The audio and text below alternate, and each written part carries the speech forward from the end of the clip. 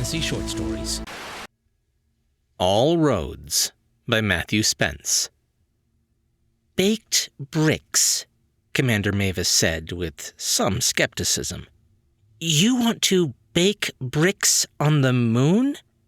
It could be done, and has been in zero-G environments, with microwaves, Dr. Pack replied. The base engineers say it's feasible, and at no cost to the authorities back on Earth. That's not what I'm concerned about. This is a privately funded base. It was true, but they still had investors.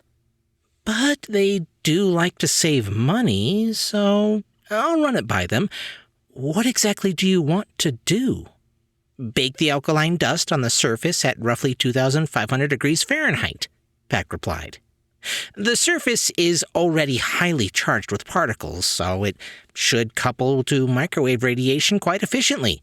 We could use the sun as a source. A road would be far more efficient than transport tubes. Vehicles could use the impacted surface and save fuel and transportation costs from one base to another, and so forth. Mavis nodded thoughtfully. I'll point that out to them, she said. All right, start working. If it's successful, it could make other forms of ground transportation on Luna obsolete, and we'd be the first to do it. The private base was located in Copernicus Crater. The main plan was to build a road between it and Kepler, where it would meet up with another, smaller observatory station that bore the crater's name. Solar mirrors were set up in low orbit to magnify the sun's rays, like, Pack explained, using a magnifying glass on the ground on Earth. NASA had agreed to let them use some of their own. The idea of roads on the moon appealed to them as well. And Mavis was sure that other supranationals, the EU and Asians unions in particular, would also be watching. She knew that it wasn't about politics for Pack and his team. They only wanted to prove it could be done. But the lunar road race was on, and Mavis did want to win. Being first would help. The first leg of the section of highway they'd mapped out was the easiest. The moon's shortest horizon made the surveying easier. The low gravity allowed for grading with crawlers without having to add too much density. Construction drones added shoulders and the top layer of compacted paving. Not that there weren't problems.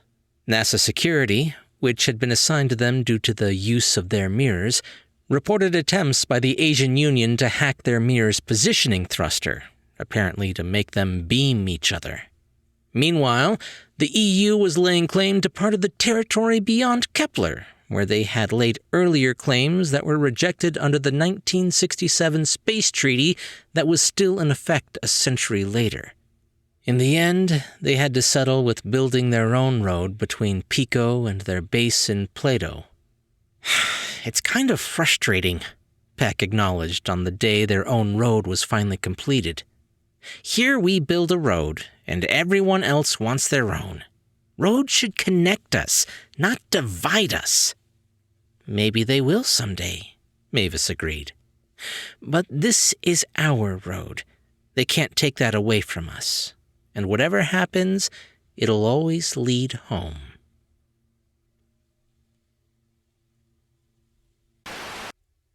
Matthew Spence is a freelance writer whose work has most recently appeared in Short Beasts, Flora Fiction, and Suburban Witchcraft.